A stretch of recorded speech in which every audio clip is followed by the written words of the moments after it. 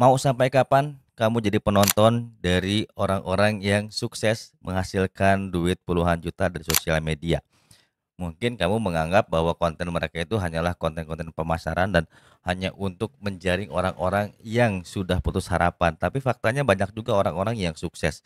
Nah, daripada kamu ngenyek, daripada kamu mengeluh, dan daripada kamu bingung harus mulai dari mana, mari kita coba brainstorming dan kita bareng-bareng belajar di sini. Akang pun akan coba share dari pengalaman Akang selama 3 tahun ini bagaimana cara menginvestasikan waktu dalam 1 hari 1 jam untuk menambah skill-skill baru dan Akang melihat ada masa depan yang cukup cerah sekali ketika kita mau melek yang namanya dunia digital. Meskipun di dalam dunia digital ini banyak sekali tantangan, rintangan, dan bahkan banyak juga racun-racun yang bisa merusak akal dan pikiran kita.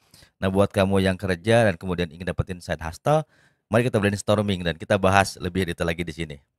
Assalamualaikum warahmatullahi wabarakatuh. Selamat malam teman-teman semua ya. Makin sini makin menarik sekali perkembangan di sosial media karena banyak banget sih orang-orang yang sukses dan kemudian bisa sampai dapetin ratusan juta, bener nggak sih? Jadi kalau analisis Akang teman-teman ya, orang-orang itu bisa mendapatkan ratusan juta itu karena mereka sudah membangun value dari sejak awal, tetapi bukan berarti mereka itu mendapatkan hal tersebut dengan cepat. Ini perlu digarisbawahi. Jadi konten ini bukan shortcut untuk menuju kekayaan dengan cara cepat, tapi bagaimana caranya kita bisa menginvestasikan sesuatu hal yang sebetulnya bisa kita lakukan, tapi seolah ini disepelekan. Nah, misalnya nih teman-teman ya, kalau kalian mau bangun bisnis ketika misalnya resign dari kantor, hal paling, pertama apa sih yang harus gua lakuin gitu. Jadi memang kerasa banget kalau kita kerja di kantor itu tekanan dari bos, kemudian juga tekanan pekerjaan, bahkan tekanan dari deadline harus meeting dan sebagainya itu bikin kita burn out.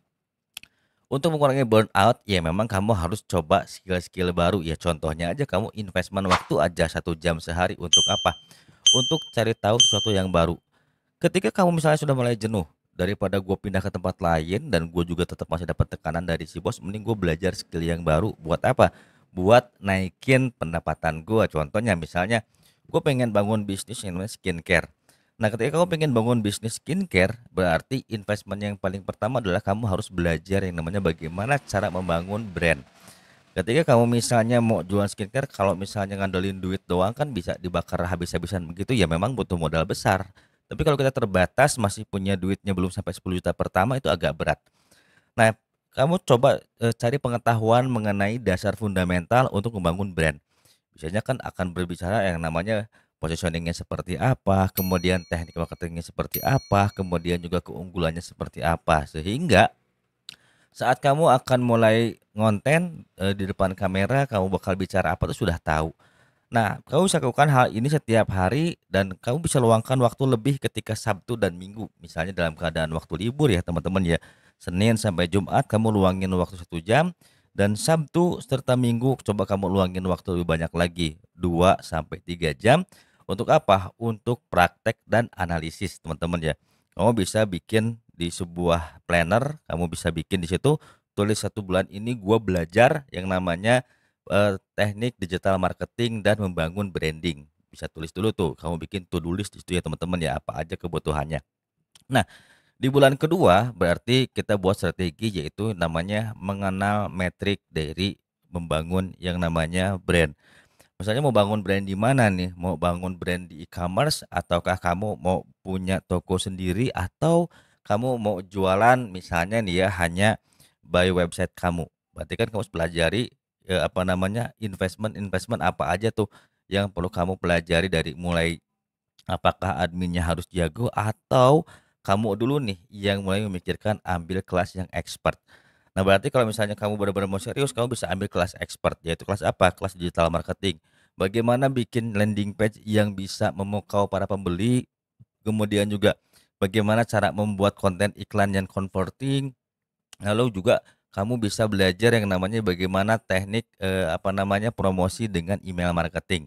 Berarti kan di bulan kedua nih kita udah ngambil kelas yang expert. Jadi bulan pertama usahakan itu kita belajar yang fundamental, bulan kedua kita belajar yang lebih expert dengan bantuan mentor. Kalau butuh ya teman-teman ya, saya tanya kalau butuh.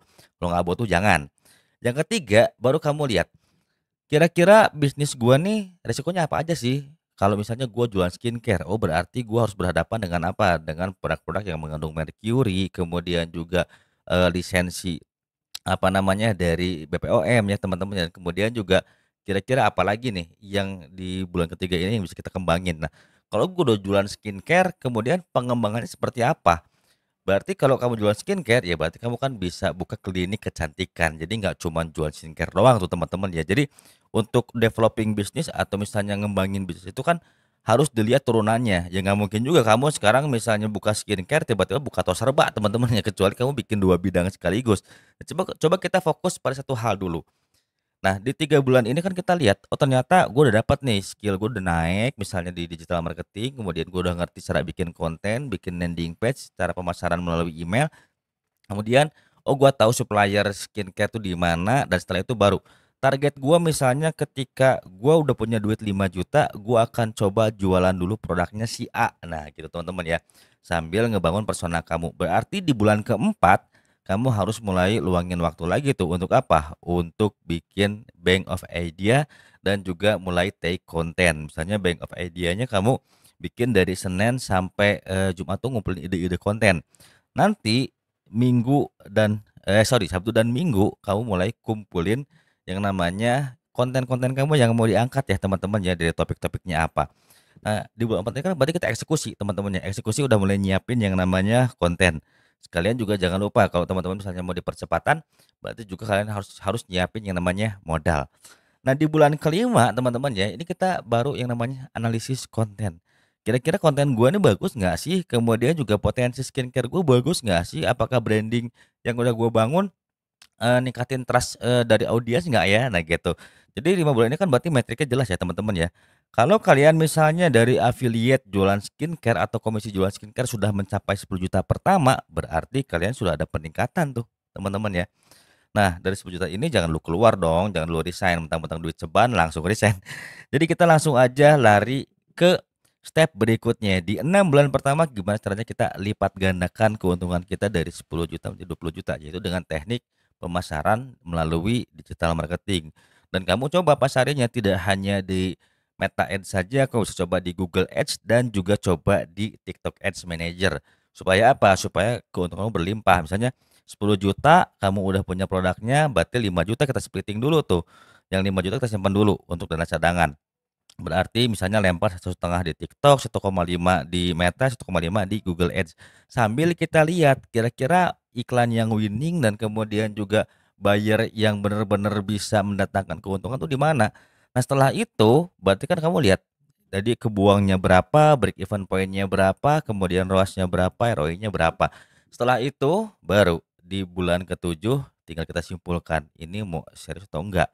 Kalau seandainya modal kamu belum balik nih 10 juta, jangan pernah kamu ambil keputusan bahwa, "Oh, gua yang salah, oh gua menyerah."